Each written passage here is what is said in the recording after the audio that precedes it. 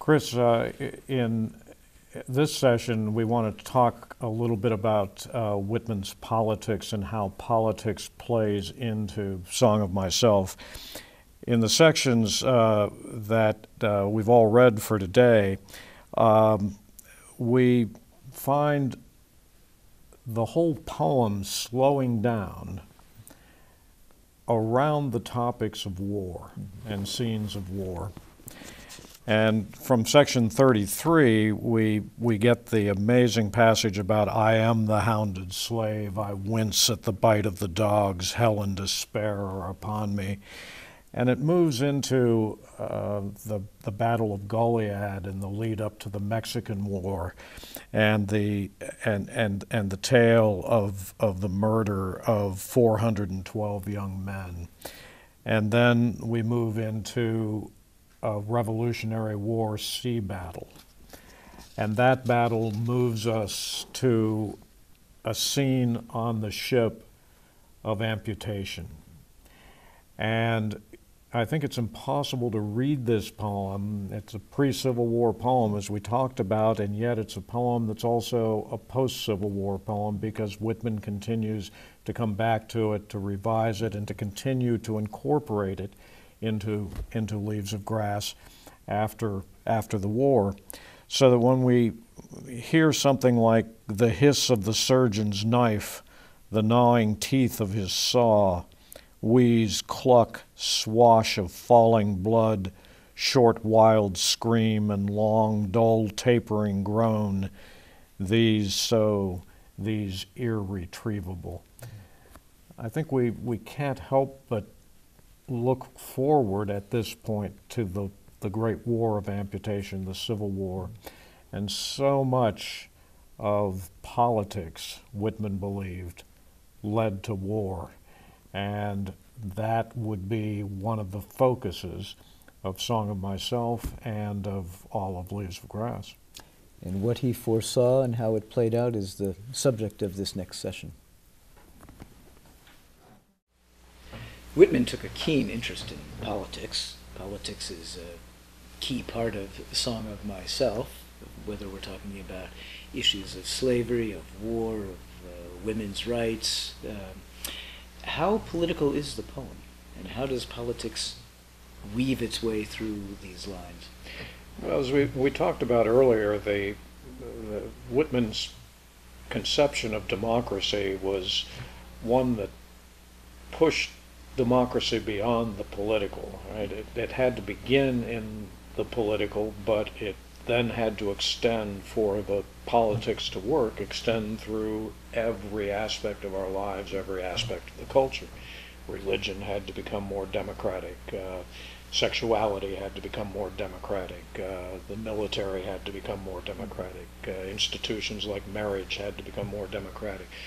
Our reading habits had to become more democratic. Whitman would talk again and again about the problem of democracy in America was largely a problem of reading habits, because readers tended to think of themselves as vessels into which wisdom was poured by an authority, by an author. And Whitman would say, no, reading is a wrestling match. You struggle, you fight with the author, and you fight authority every step of the way. So a poem is never something that's put on a page and left there. A poem is what happens in the interaction between a living mind and the words on the page. So for every reader, the poem is a different thing, and the reader has as much work to do as the poet has. And so in a way, Whitman invents what we've come to think of as reader response criticism. He was well aware that every reader brings something new and different to a text, and if you don't read passively but read actively, really read to struggle with the text, you'll make something new out of that text in every reading experience. And so, as he does with his poem through the course of his whole life.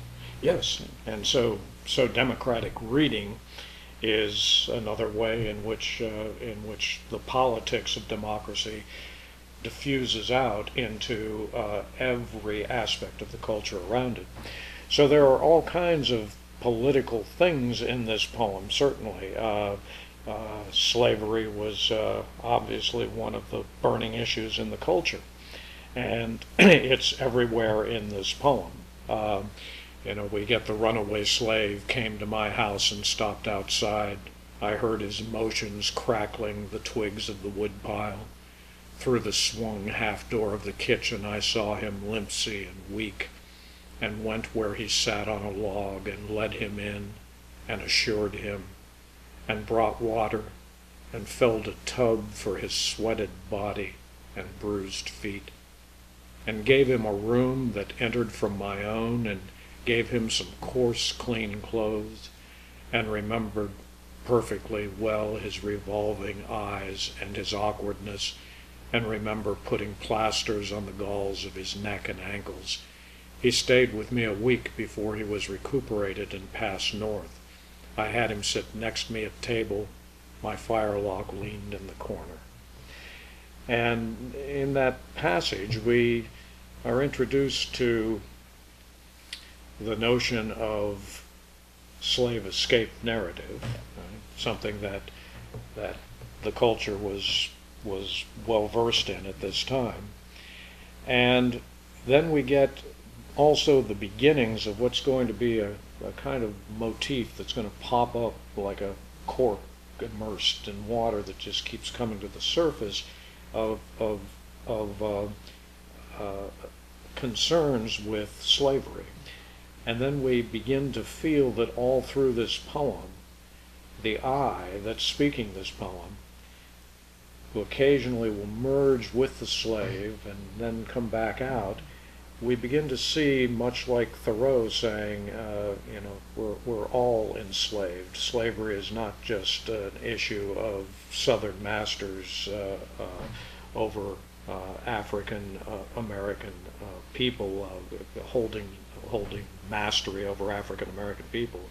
It's something that all of us are always struggling against. We're all enslaved to all kinds of conventions and thinking and ways of thinking.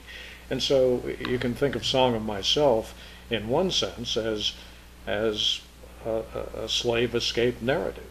It's a narrative about the I escaping all kinds of mastery and authority, all kinds of received wisdom and ideas. Yeah, exactly. So it comes up in all kinds of ways. Around that passage with the runaway slave, that passage about the runaway slave is framed by a passage about the marriage of the trapper and the red girl. So it's taboo lines in the culture at the time, taboo racial lines that keep getting crossed. So you get the white trapper and the American Indian woman who touch, love, marry. You get the white narrator with the black runaway slave who come together, and in that very physical passage, they share a room. The narrator washes the feet of the slave. They sit at the table. They sit at the table together. Yeah. Yeah. Langston Hughes would pick up on that much later and have that democratic meal around the table in a poem called I Too, and one of his many nods to Whitman over his career. And then following that runaway slave passage, we have the passage about the 28 young men and the 28-year-old woman who's looking out at those young men, and she is single, unmarried, she's rich, she lives in a mansion that she owns, and she's lonely. And she looks out at the 28 young working guys who have jumped in the river naked to cool off from a day working at the factory. And she looks out, and the eye of the poem follows her looking out at them, all immersed in this homoerotic play. She then imagines herself touching their bodies and moving across another boundary line, another taboo in the culture, one that's a taboo of sexuality, a taboo of gender. And so you have a male eye looking through the female, looking to the males, and then you put the reader behind that eye who's looking at the eye, looking at the female. So you at least have one cross-gender moment to get out to those young men. And if it's a female reader reading through a male narrator, reading through a female looking out, then you get a double gender crossing. Everything in the poem, and it's really, I think, captured in those three passages, is testing what have been given to us as borders you don't cross: racial borders, gender borders, political borders, religious borders, all kinds of boundaries that can't be crossed. And Whitman keeps saying, can't cross them? Let's try it. Let's see. So much of the energy of the poem, it seems to me, is in the energy of those what we would now think of as political crossings, but I think at Whitman's time were actually would have been perceived as simply radical violations of social and cultural taboos. And this is happening in the run-up to the Civil War. How does that shape it? Well, it's happening in the run-up to the Civil War, and it's in Whitman's mind, I think, an attempt to prevent that war. You know, I think he really has that kind of faith in what a poem could do if only a democratic readership would latch onto it and begin to think about what it is to think democratically, that all kinds of things that were leading to that war would begin to dissipate, would begin to come apart.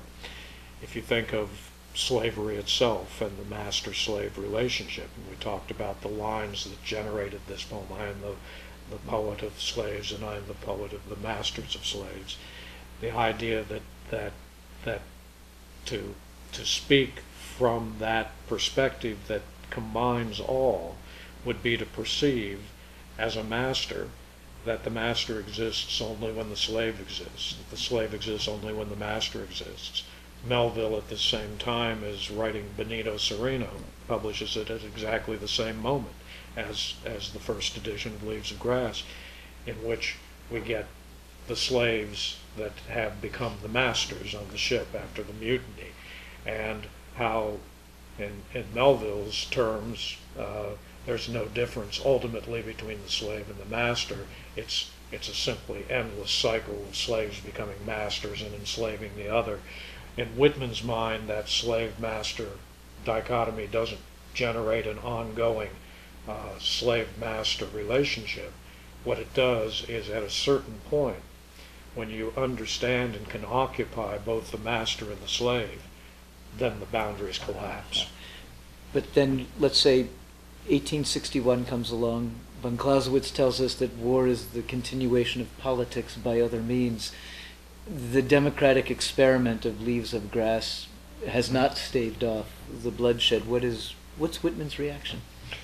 Well, it's a complex reaction, and part of it was to basically give up Song of Myself.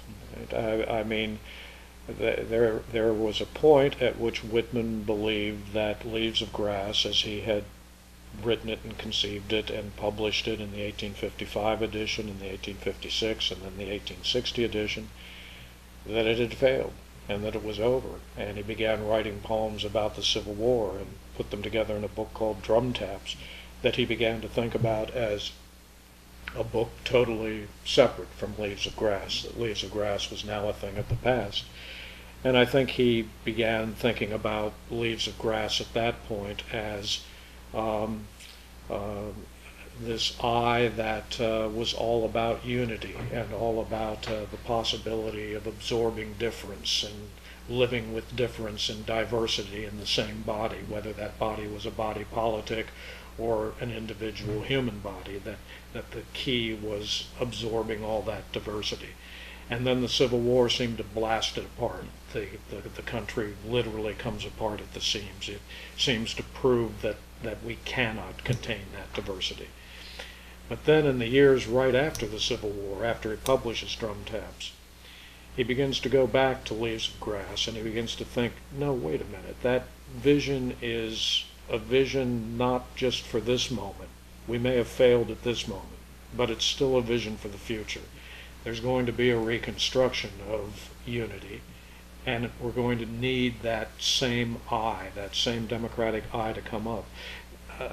And what has always amazed me about Whitman's dealing with that book in the years just following the Civil War, when he developed the 1867 edition, he had it set in a typeface that would match the Drum Taps typeface.